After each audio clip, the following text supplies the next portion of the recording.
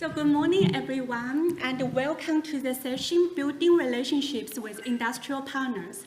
I'm Skylar, and for today's session, we have 3 academics and 2 experts from the industry. So before we dive into their interesting talk, let's go ahead with a short introduction of ourselves so you can get to know some background information of the panelists.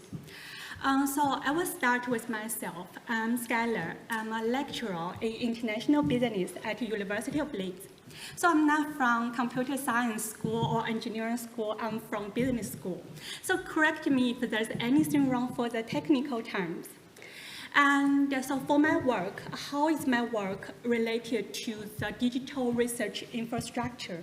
My research is about the big data analytics. And my work in the industry partner with the industry partners actually happened after the COVID, because it's often said we are living in an age of deglobalization after the COVID. But there is also some bright side, right? Because more people are working from home and more companies are hiring employees, international employees, which means employees can work for companies in US or UK, but they can't live in India or other countries. So that brings in bright side for the international human resource market. But it also makes the management of the international employees more complex. So that's where we comes in. We help the multinational companies design algorithms to manage these international employees. For example, we have some collaboration with some tech companies such as ByteDance. ByteDance is a parent company of TikTok, and hope it will still be the parent company of TikTok. So that's about my work. Then let's move on to our remarkable panelists.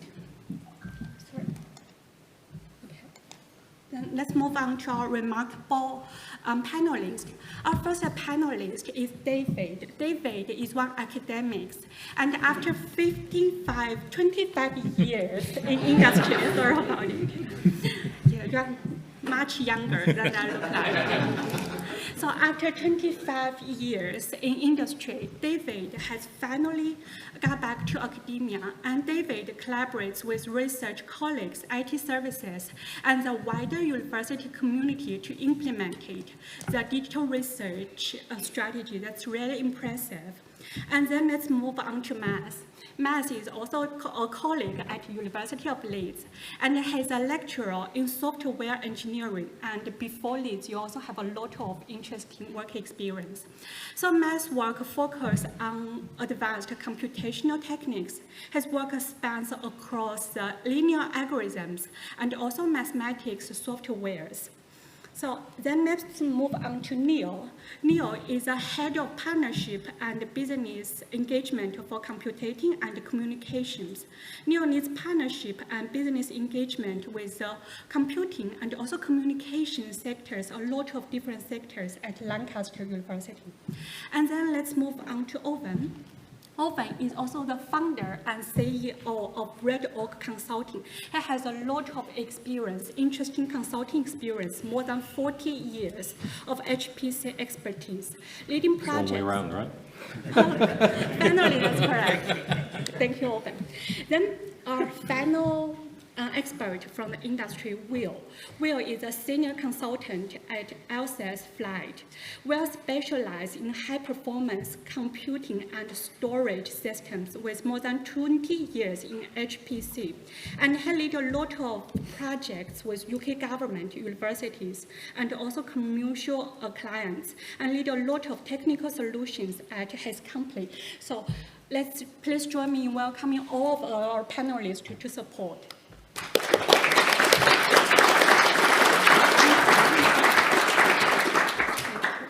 Then let's move on to their interesting talk. David, would you like to start first?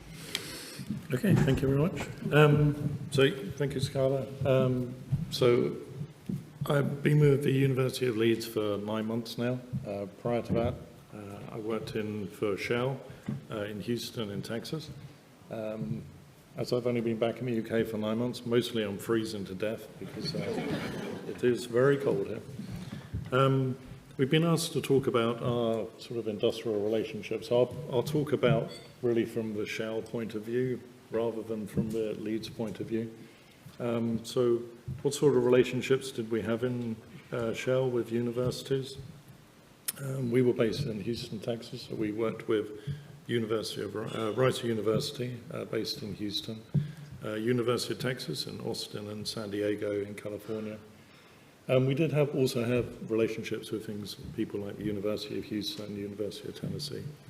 But primarily we tended to look at sort of a couple of larger partners.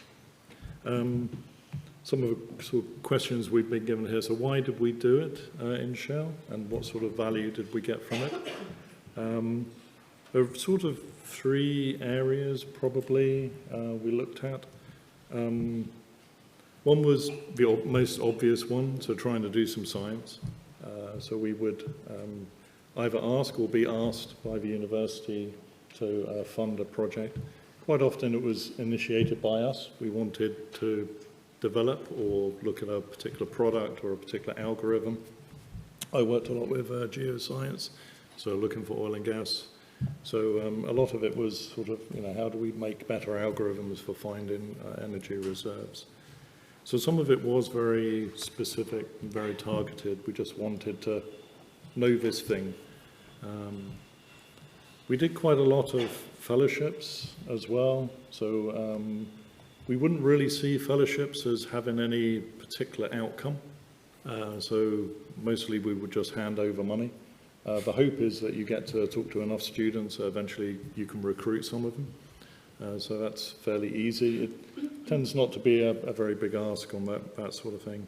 And the other main area we worked with was, we worked with the Rice University on a conference series. So my opposite numbers in the other oil and gas companies, we put together a conference which was hosted by Rice University. It seems like a bit of a strange thing, but it grew quite well, and it became a very important part of what we did. It was a great opportunity for us in the industry to meet our partners, our colleagues. We got to know each other very well. But mostly moan about things people like Intel and AMD were doing to us, which we didn't like, or NVIDIA were gouging us, or whatever was going on at the time. Luster kept falling over, so a lot of it was really at the sort of technical level as well. The benefit for Rice at that time was out of the conference, I looked it up just before this thing, but we funded 88 fellowships out of the conference for a total of just over $600,000 worth of money. And the whole series eventually funded something like, I think it was 158 fellowships. So it was also very useful for Rice University and became quite a nice sort of touch point. We would often go back to Rice because we worked very easily with them. There's a question here about barriers. So what would be the problems we would mostly see? And again, I'm talking from the industry side. Cost is one, obviously. But in a funny way, often what the universities would charge us would seem unrealistic in both directions. So sometimes it would be unrealistically small, and we would think, you're never going to get this thing done for that money. You just can't do it. That's not enough people, that's not enough time. And then sometimes, actually less often it would be in the other direction, but it was too expensive. That often wasn't really the problem. I'm not suggesting that you all go and jump up and increase all the prices, but that doesn't tend to be the main barrier. Probably the biggest barrier would be a good business case. So why are you doing this work? It would be quite difficult sometimes to just be able to justify why you wanted to work with this partner. Why can't we do it in-house? Why can't we get a consultant? Why do we have to go to academia and ask this question? And part of that was sort of like the third barrier really was reputation of the institute or the PI. So we definitely liked working with some universities more than others. Some had better reputations of being able to deliver, and we definitely liked working with some PIs more than others. Some Some PIs manage to get things turned around and out the door, and some less so. You do end up with this sort of like reputational risk around who is easy to work for and who isn't. Ultimately, within business, eventually you have to go back and say, I spent this money wisely, if you want to get any more money. I mean, that's obvious. I mean, that's not peculiar to industry. You do need to be able to deliver. So there were definitely some times when we worked with universities where the project would just drift forever, and that would make it very difficult to get any more money. So I think I kept on my 6 minutes. So. Thank you so much, David, for sharing the interesting collaboration experience with RISE, one very alien, the private school in the US, and also the barriers. So that's very interesting. And then let's move on to Max to share your interesting talk. Max, would you like to start? Okay. Yeah, so 6 minutes. I want to make 2 points. The first is that working with industry is fun, it's interesting, and the other one is that, of course, it's challenging. So nothing new there.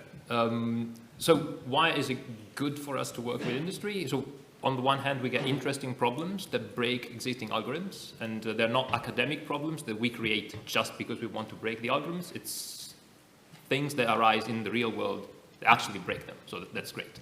And of course, that gives you a really good pathway to impact. So you know, probably that's very important for universities to somehow evidence the impact of our research, so to show that actually what we do is useful in the real world.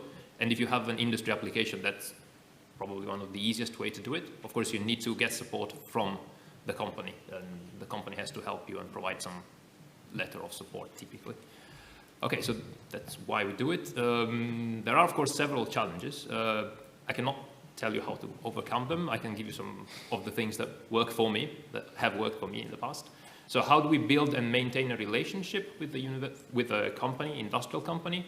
I would say that maintaining it is not very hard. So once you have, as probably has been said already, once the company trusts that you can deliver what they expect, then they will come back to you as soon as they have a problem that they think you can have an impact on. How to build it, that's hard. Of course, sometimes the company contacts you and says, I have this problem, I think that your expertise is exactly what I need in order to get this solved. But that's not how it happens usually. So you need to find your own way of interacting with them and building the relationship.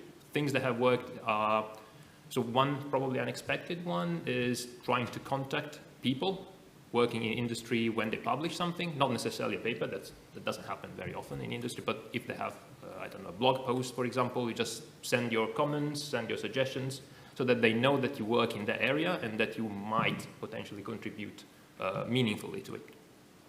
Another thing that I've seen works quite well is talking to them at conferences. Usually they have stalls in some areas of the conference, and you can go there and try to talk to them. Usually there are 2 types of people. There are sales people and there are technical people. You can usually tell them apart from the way they dress. And of course, you can listen to the sales pitch. That's something you can do, of course. But what you really want to do is you want to talk to the technical people and try to convey what it is that you do, what your research is about, and what you think you can contribute. And another thing that potentially works, it's a bit more time consuming though, is you can try to join some standardization groups or some committees where people from the industries you care about also sit. So you will not maybe talk to them directly. Usually the meetings are online and there are many people, but they will know your name, you will know their name. So if you send them an email, it's much more likely that they will reply to you. Things that have not worked for me are cold emailing people. Usually you don't get any reply if they don't know who you are. And also trying to organize conferences, well, sessions at conferences where you just try to invite people from industry. They usually don't even reply when you invite them. So, how am I doing with time? Oh, still not done. Okay, so there are typically 2 ways, or 3 potentially, in which the collaboration with industry can work. So there is a research project. Essentially, it's like a funder. The only difference is that they have to pay for 100% of the resources they use. And there will be a costing done, essentially the same as for a grant. And the company pays the university, and some of your time will be allocated to work on the grant, And there's consultancy, which is perhaps a bit more expensive for the company, so they tend not to like that very much. And then, yes, that doesn't happen often, but when it does, it's great, of course. How do you build this kind of relationship? That's much more complicated because, of course, there is a lot of regulation surrounding it, but your university probably has a lot of support. My advice there is to try and talk to all the relevant actors within the university as soon as possible. So as soon as you are contacted by an external company that says, we might have some money to help you with your research, I would say the actors that you need to talk to are essentially three. Well, there is someone that does the costing, that's the same person probably, or at least the same team that does costing for research from the councils.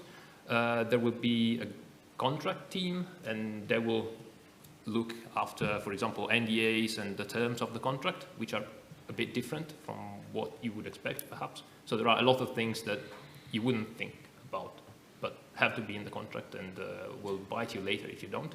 And they also look after IP, which is usually very contentious when you work with industry. So industry wants the IP, the university also wants to own the IP. I don't understand any of it, so I have no idea what the solution is there. And then finally, this is a bit of a new one. It's called trusted research. There will be someone at your university that looks after it. So there are some areas of research where whatever you do cannot get out of the United Kingdom. And also if the company you want to work with is based in the UK but has some people that might consume the technology abroad, you still need to talk to these people and get some licenses from the government. This is a long process, can take some time. So try to engage with them as soon as possible, find out who they are. Okay, then of course, if you get the money, that's great, and you just need to deliver then the results that they expect, which is not that hard if you pitch it right and you are indeed the right person to work with that company. Yeah, that's me, I think. Thank you. Thank you so much, Matt. You said that's 2 points, but actually that's a very good highlight of how to build the relationship with industry partners. I'm sure the audience may have a lot of questions of how to reach out to them and maintain the relationship. So very impressive. Then let's move on to Neil. Neil, would you like to start? Thank you, Skylar. Neil Dullaway from Lancaster University. I'm the Head of Partnerships and Business Engagement for Computing and Communications. And my role, part of it, is to maintain relationships, develop them with the business community for the various benefits that we have in the department, everything from research to student support and various types of collaboration. We're interested in partnerships with very large companies, and I came to Lancaster from one of the big companies that universities tend to like to partner with, and we have a rich network of SMEs that we've developed in the northwest of England, our home patch. We did quite well out of the VRDF funding in recent years, and a lot of that was about upskilling and knowledge transfer into the network of SMEs, and that's borne fruit. One of the benefits of having a wide SME network is that we find that a good source of placements and early career for undergraduates. At Lancaster, computer science is the single largest entry for undergraduates, and so we have the responsibility also of finding them jobs afterwards, and so we try to do the entire life cycle through our connections. There's a list of questions I'm looking at, and one of them is how have you maintained these relationships? Now the thing about relationships is they're based typically on people, and people tend to move around over time.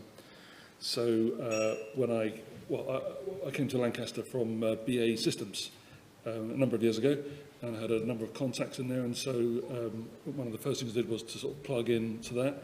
I stay in contact with my former colleagues over years ago, but now none of them are there. They've all moved around. So there is this sort of floating relationship which doesn't necessarily stick to the original businesses. That said, we do have frameworks, institutional, between various programs that are externally sort of structured, such as this one, or such as some of the ERDF projects we worked on and other things. So as people come and go, the institutions tend to maintain those relationships.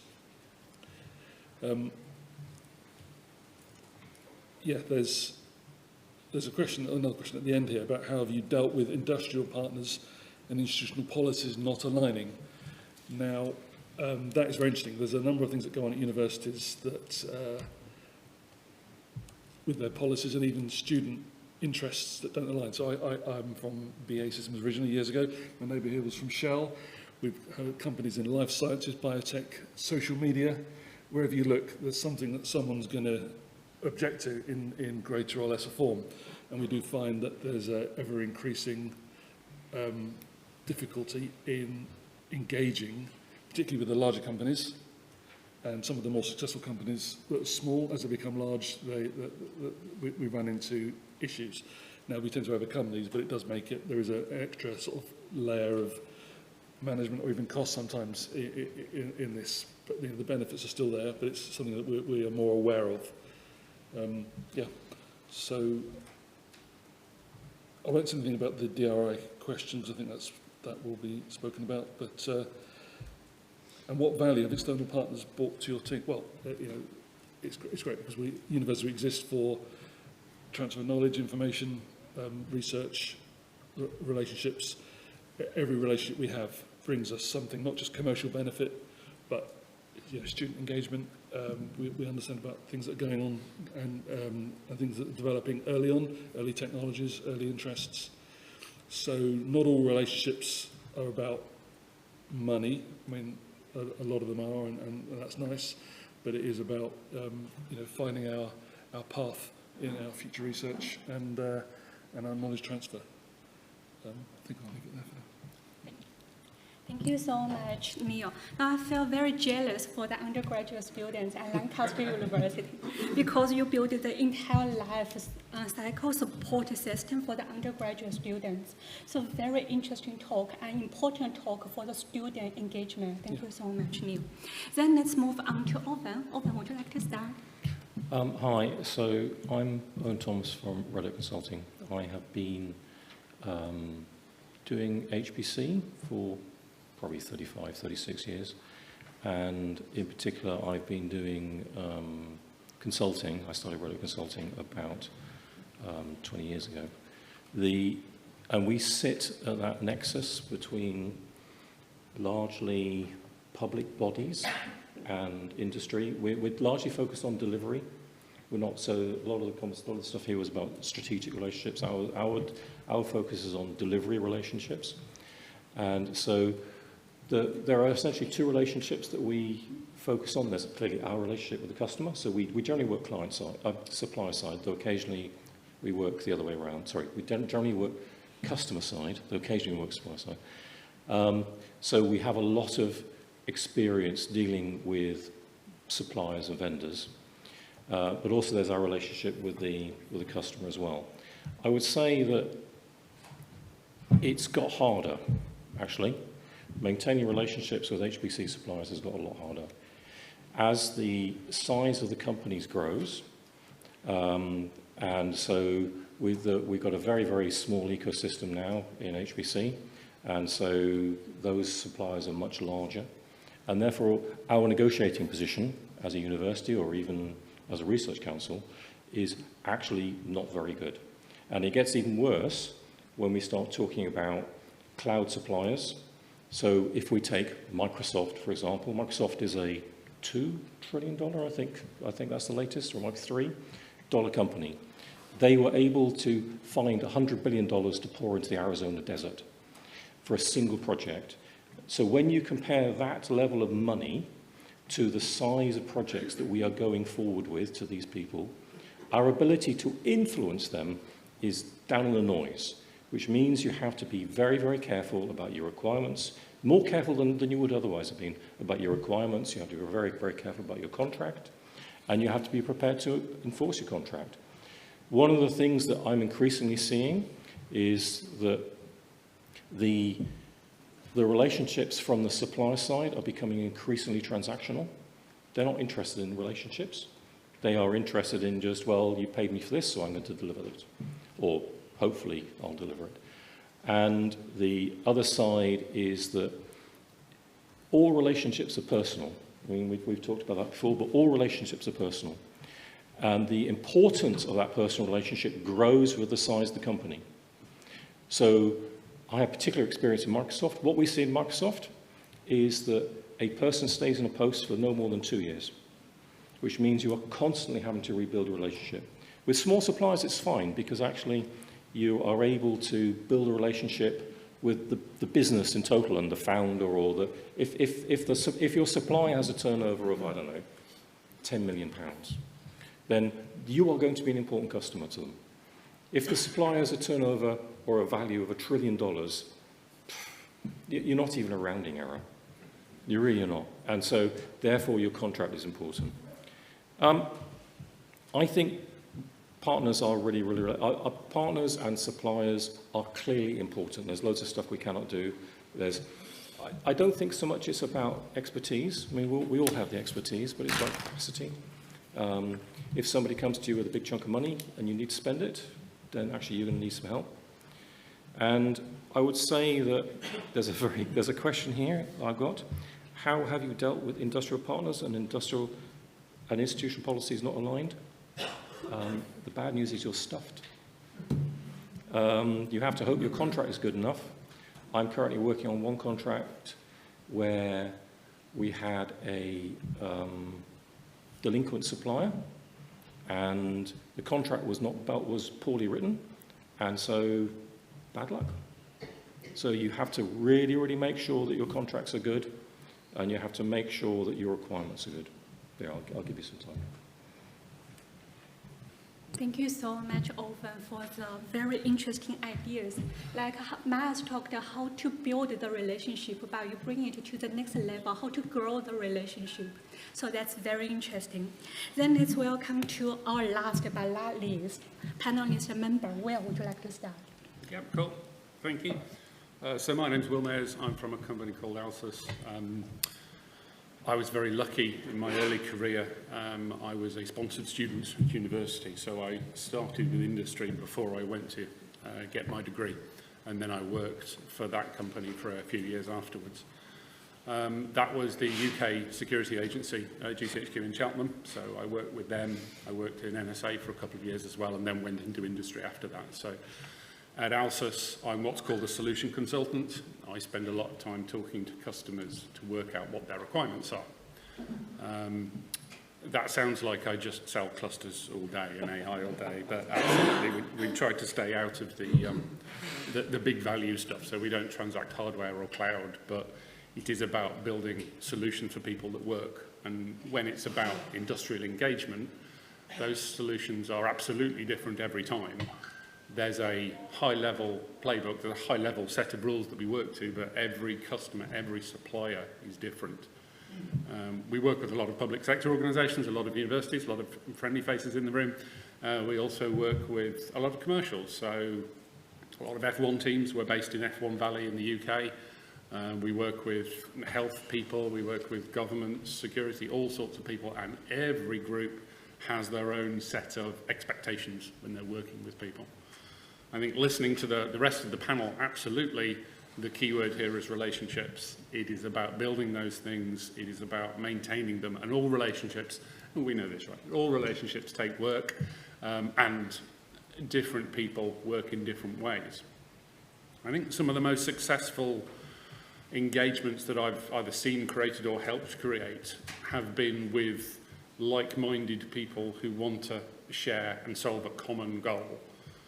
It is fine for relationships to change over time. It is fine for your projects to change over time.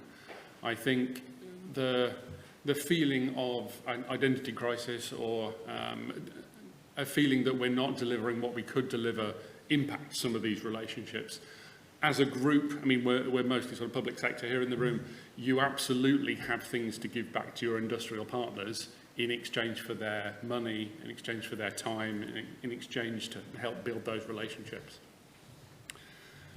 Formalising that is very, very important, so work out what the goals are, try and write those down, try and get those agreed, but also don't try and boil the ocean. These things step up over time. Most of the successful relationships we've seen have been based on very simple, achievable goals with maybe a 3-month or a 6-month turnaround, something like that. It allows you to have a number of wins, The biggest failures we've seen have been 2-year, 3-year projects where you've gone in cold, you've tried to do something over 3 years, and it's just not panned out, usually within the first 12 months. So there's always an opportunity for checkpoints, for balances, for sort of building that communication framework that helps your relationship happen. I think we end up employing a lot of academic people into our group, and Alces is an interesting company to work for because we are quite IT focused. We look like an outsourcer. So to everybody in the room, I can absolutely understand they're going to take my job, they're going to take the stuff I want to do, and absolutely that is the sometimes what happens. Other times we have people who work for us, then go back to industry, they go back to public sector, recognising that sort of washing machine of talent that we have here in the room and sharing with those commercial partners is also part of building those relationships. Is that okay? Cool. Fab. Perfect. Thank you so much, Will, for sharing the experience with very diverse public and private industrial partners. That's very inspiring. Now, I'm sure our audience have a lot of questions. Then let's open the questions from the audience. Okay, please. Okay. Let's see how our panelists. Thank you so much. Thank you, Owen. Yes, so we got the first question is about how do we ensure industrial partnership benefit society? Should we open DRI to fulfill fuel companies? Like any of our panelists would like to share your experience. How can we make sure the relationship can benefit the society? Dave's got an opinion. Yeah, but I can see the question over here, and I kind of felt this was going to be a trap for me. So, and then when it went massive behind me, I thought, oh my gosh. This is a tricky one for me to answer. I mean, obviously, I worked for Shell, fossil fuel company. It is a question which I think all institutions need to ask. Where do you draw that line of where you're comfortable? Who do you want to deal with? Who do you not want to deal with? And I think DRI and all the universities represented here, I'm sure we've all had these conversations. It is tricky to decide. I won't defend Shell. There are good things and bad things about working for Shell, and I enjoyed my time, and some of it I didn't. There's a conversation, for instance, about X. You know, should we be on X as a university? But also, Facebook have just announced that they're not going to do moderation. So should we be on Facebook? So sometimes it is just a very difficult balance to get right of where do you want to draw that line? Where are you comfortable with, and where are you not comfortable with? So that did sound a bit like me trying to wriggle out of a question. So I'll stop wriggling. Thank you so much, David, for the question. Because we have a lot of questions, then let's move on to the second question. The second question is, how does industry investment affect the long-term legacy of the digital research outputs, including software and data? We have some experts for the data scientist. Max, would you like to share your thoughts? Yeah, well, it's difficult. Well, typically, if you work with a company, well, it depends. If the company puts money, usually they want to keep the code closed source, and there isn't much you can do about it. And well, usually you cannot even publish the algorithms that you've developed. And well, that's not something I particularly like, but I can understand where they're coming from. So if they're putting money into a project, then they probably want to have a return, like some value, business value out of it.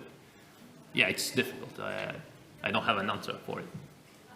But I see both points, of course. Thank you, yes. That's a very challenging question. And then let's move on to the third question, like how do you deal with the very different times, like the constraints between the university, especially the bureaucracy and the industry? Like Yeah. you have a lot of experience. Yeah, with the I'll say something about this. industry partners. That's absolutely a very pertinent point. The reasons for the time constraints often come down to not necessarily the university's own bureaucracy, though there's a factor, but things like funding programs. And so we did very well at Lancaster out of ERDF. We ran a number of external engagement programs funded by ERDF, benefiting SMEs in the region, very good engagement, and we still benefit from those today. However, that runs at a certain timescale, and we would like to have been quicker, but there are, as we all know, there are calls, there are dates, there are deadlines, and then it can take the best part of a year before you're ready to get going. Some small companies will wait for that because they really depend on that, and some, of course, will move on and they'll be happy. Yeah, how do we deal with it? I think we just have to live with it. We can improve things. Some things are out of our control. Our own part of that we can work on, and we do a lot of reflection and lessons learned and how did that go. But at the end of the day, it's about adapting to some of these external circumstances and doing the best we can with what we have, not just in resource, but in terms of time and limitations. So not really anything enlightening other than we just have to do the best we can with what's out there. I would add to that, absolutely echo Neil's comments. A lot of small companies, big companies alike, they will work within government-imposed R&D credits, tax break programs, all sorts of different things that also operate on a quarterly, biannually, or annual cycle. So don't be afraid to push back and say, well, this is R&D tax credit for you guys, that takes 12 months. It's all about having the conversation. It's all about building the relationship and agreeing things up front so nobody's surprised. Can I chip in? So my experience is from the delivery side rather than, so how does the difference in what's called urgency between working in industry and the public sector, that one of the problems we have in delivering our projects is that the HE sector is largely driven by consensus, which is a good thing, I guess. But it does mean that we have to invest extra effort in stakeholder management and making sure, and helping actually the HE customers understand actually what their requirements actually are and actually making that forward. One of the big problems we have is when organisations are unable to make decisions. And sometimes this is driven by difference of views largely in the academics, and it would be so much nicer if you had a senior customer that actually owned the problem inside. But often we have to negotiate those questions, actually. However, on the other side, don't assume that industry is fantastically agile. Large organisations can be just as cumbersome as many HE institutions are. They are often very, very bureaucratic. Larger an organisation becomes, actually, the larger its bureaucracy is, and the more difficult it is to navigate. One of the issues we find dealing with large suppliers is many of them have outsourced all of their back office processes, and it is impossible to get any way around that. And again, the thing there is relationships. You have to develop strong relationships so that you can backdoor all of their rigid processes. Yes, very good point, Owen. So Neil talked about how to make it launcher-oriented, and Will talked about how to actually have the conversations, and Owen finally talked about how to actually get to know their expectations and grow the relationship to make it stronger. Mm-hmm. So that's very interesting answers to the questions. And then let's move on to the first question, like how do you ensure that partnership doesn't perpetuate old boy networks? One interesting question. Any panelists would like to answer this, please? Yeah, I would say it is everybody's responsibility to make sure that these relationships are diverse, broad, inclusive. And I think that guards a little bit against agreeing with what David said a bit earlier. Absolutely, there's going to be companies you want to work with and companies you feel a bit, should we be working with them? When you start excluding at a broad level, that's the enemy of inclusion. We need to have the conversations. We need to be talking about the people, the companies we're working with. We need to get agreement, get it written down, get it agreed. So, yeah, no simple answer. I know there's a workshop later in the week on diversity, inclusion, equity. Absolutely see what everybody can do. It's everybody's responsibility. Thank you so much for yesterday's. So I would answer it from a slightly different perspective, and the way I interpret the question, maybe I need a clarification question, is that how do we ensure that it's just not the same old faces that we end up dealing with, and that we can widen out to make sure that new entrants have a good stab. Competition, I'm afraid. Open competition. I know it's a pain in the arse. And actually, frameworks don't help. Frameworks make it worse. Frameworks actually accelerate you delivering your project, but they do not encourage diversity of supply base. Very good point. You don't mix between the friendship and the professional networks. Exactly. Then let's move on to our last two questions, which are both very interesting. The first question is about the money, like how to make a good business case, and how can they be crafted to ensure the success of being funded. I think that's for a different session. Oh, yes. Oh, that's the next one. There's one at the very end. Oh, okay. So, yeah, let's do the one at the very end. So the very end question is, what are your thoughts and recommendations to handle the relationship when a company fails to deliver a project? Can I start? Yes. Make sure you don't negotiate liquidated damages away. I mean, I'm really, really serious here. I have been in multi-million pound contracts where the customer has accepted assurances from the supplier, we don't need liquidated damages, we're all buddies. And so they accepted taking away liquidated damages for, I don't know, 5% reduction in price. And then it's a year late. Do not take away liquidated damages, whatever you do. Clearly you have to make sure they're fair and reasonable, which is a subject for another day. But yeah, that is what you need to do. Because you need a stick. If you don't have a stick, no one's going to move. Yeah, very good point. Any of our panelists would like to share your thought on damage control? Yeah, maybe a question to you, and it can be very difficult to get people to accept them because obviously there is a massive risk to the company who owns the damages. So how do you ensure that you can do that? If you have enough money, then LDs, so if you are government, then actually you can enforce LDs. And you can ensure that they're in because you get the opportunity to, basically it's a contract and you have to accept the terms if you want to play. If you are a small university, it's hard. It is very hard to force LDs in. And I'll go against my previous answer. You have to, when the framework is negotiated, the framework can actually insist on LDs, and it has to be in there. And if it's not, then you have very serious problems. I guess the other thing is that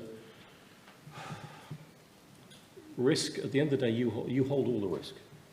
Regardless what happens, in fact, regardless of LDs, you hold all the risk. Mm-hmm. And that you have to be sensible and conservative when you go into a contract that your supply can actually meet the requirements. Before you sign, you need to be confident that they actually can deliver it. I've been in many places where I've seen many contracts where the customer has thought, oh, it's a cunning wheeze, we can screw the supplier over. They have promised us the earth. We know they can't deliver it, or we don't think they can deliver it, but we've got these other things in place, but you hold all the risk. Thank you so much for the interesting answer. Because we are running late, so let's see if any of our, it's not your fault, don't worry about it. So let's see if any of our panelists have a closing talk about this session, or do we have a final question from the audience? Okay, enjoy the lunch. Thank you so much for being here.